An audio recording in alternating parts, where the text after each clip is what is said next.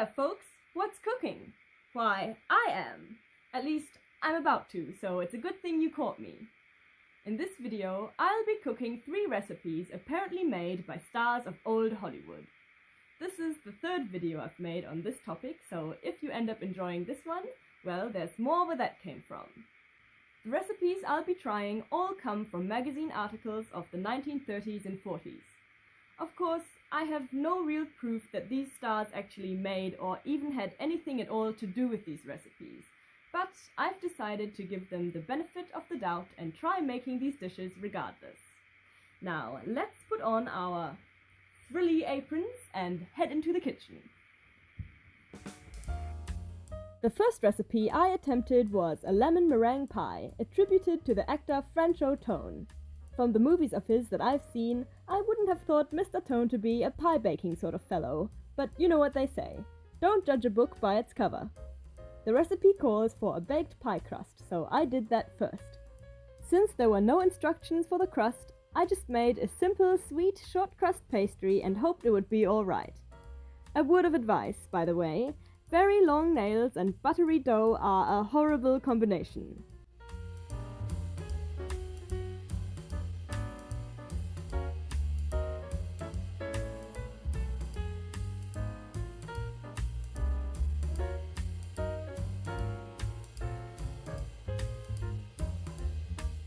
When the pastry was ready, I put it in the oven to pre-bake, crossing my fingers because I wasn't really sure what I was doing.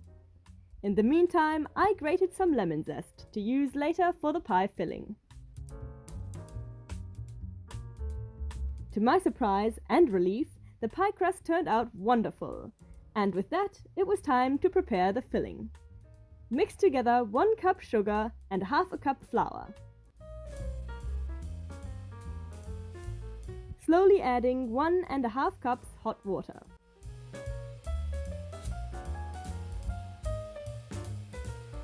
Place over a fire and cook until mixture is thick and clear, stirring constantly. Add 1/4 teaspoon salt, 2 tablespoons cooking oil, grated rind of 1 lemon, and juice of 1 large lemon. And 3 well-beaten egg yolks.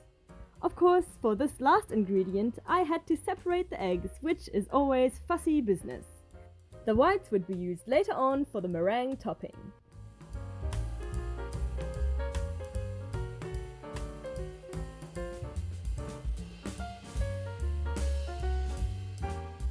Next, the recipe said to cook a minute longer, remove from fire, and pour into baked pie shell. I couldn't help trying a bit of the filling, and I thought it tasted quite nice, if perhaps a little plain. With the filling done, I moved on to the last step, making the meringue topping. I combined the 3 egg whites from earlier with 3 tablespoons sugar and whipped them until stiff. Here I am trying to whisk as fast as I possibly can. I know using an electric beater would have been a lot easier, but once in a while I get this notion that I have to prove to myself I can also do it by hand. And I could! Since it was a hot summer day, all that whisking was exhausting work, but I was very pleased with my efforts. Now all that was left to do was covering the cake in meringue.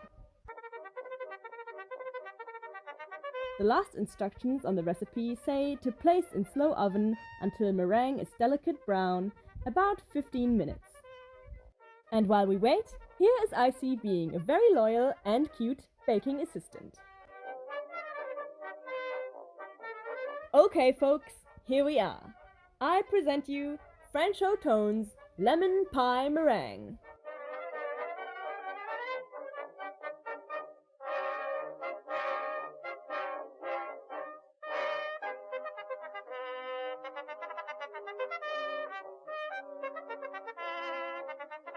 I do have to note that while the meringue topping was nice and crisp when I took the pie out of the oven, it did soften as it cooled. I suppose I let it stand for too long before serving. Still, it didn't affect the taste. And on that note, let's try the pie. I found this pie very delicious. It had a really nice flavor and texture. I could eat the whole thing. The flavor was pleasantly subtle and not too sweet, and it had a zesty lemony kick which was refreshing and tasty. I absolutely recommend this recipe if anybody would like to try it.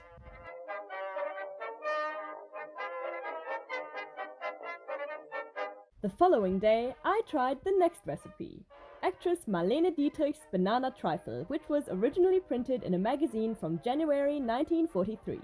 For this occasion, I wore another frilly apron. I inherited this one from my grandmother. Right away, I faced a dilemma. Should I use this glass dish or that one? The recipe doesn't mention anything about the size of the dish, so I wasn't sure. One thing I was sure about, however, was that this dessert calls for bananas, so I started with those. The recipe says to slice 2 bananas and lay them in alternate layers with 4 ladyfingers split in 2. That didn't seem like a lot of bananas or biscuits, so I ultimately decided to use the smaller glass dish.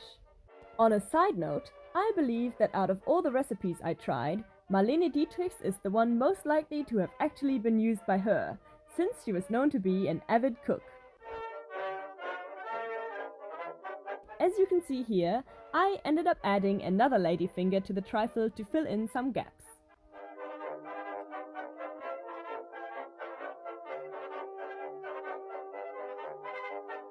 Then it was time to move on to the next part of the recipe.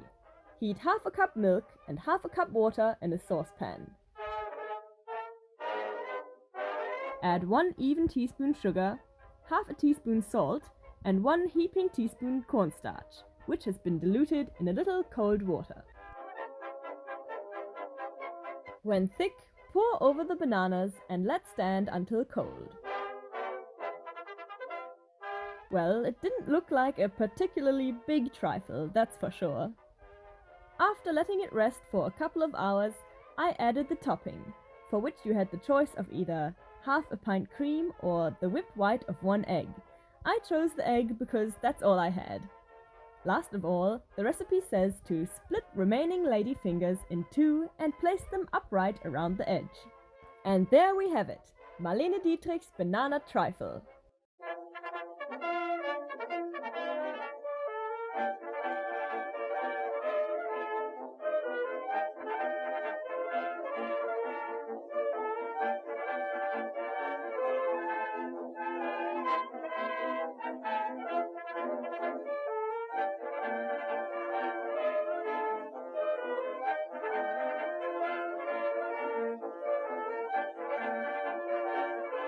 I was so excited to try this dish. It definitely turned out far smaller than I expected, but it still made for a lovely dessert. It tasted delicious. It was slightly salty, however, though that was maybe my fault for adding a bit more than half a teaspoon. Still, I must say, strangely enough, the extra salt worked and the trifle had a very nice flavor. What a pity that there was such a small amount. But maybe it was supposed to be a dessert for only one person. Still, I wish there was more. Finally, time for something on the savory side. The last recipe I tried out was actress Loretta Young's chiffonade salad. For such a fine-sounding salad, I of course had to use my favorite bowl. The recipe says to rub the inside of the salad bowl with garlic. Why exactly, I wasn't sure, but it was certainly interesting. All the ingredients are meant to be cut into fine squares, starting with 1 bunch romaine lettuce. Now, after I made the salad, I happened to find out that the word chiffonade actually means a specific way of cutting vegetables. Funnily enough, it's long, thin strips instead of the fine squares Loretta's recipe asks for. So, I wonder why this dish is called a chiffonade salad. I think we might have a little bit of a space problem. This is the first ingredient.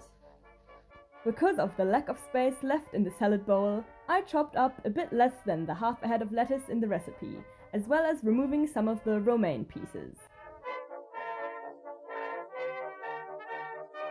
Next up were 2 sliced onions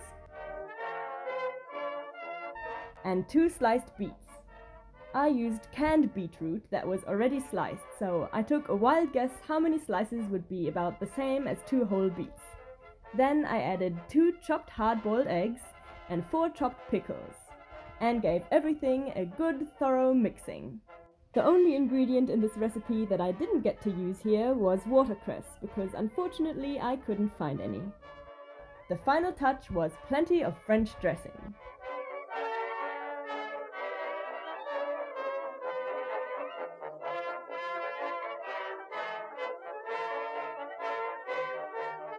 One last mix, and there we have it, Loretta Young's chiffonade salad.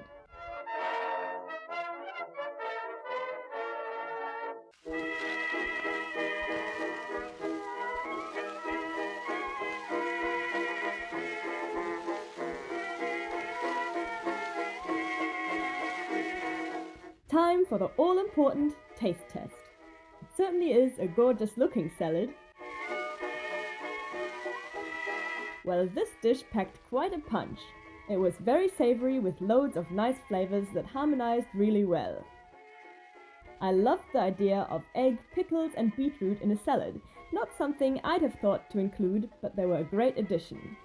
Overall, a delicious salad. My only criticism was that there were too many onions for me personally, which was rather spicy, but otherwise, yum. And that's it, everybody. Thank you so much for joining me in the kitchen. I hope you were entertained. Bye for now.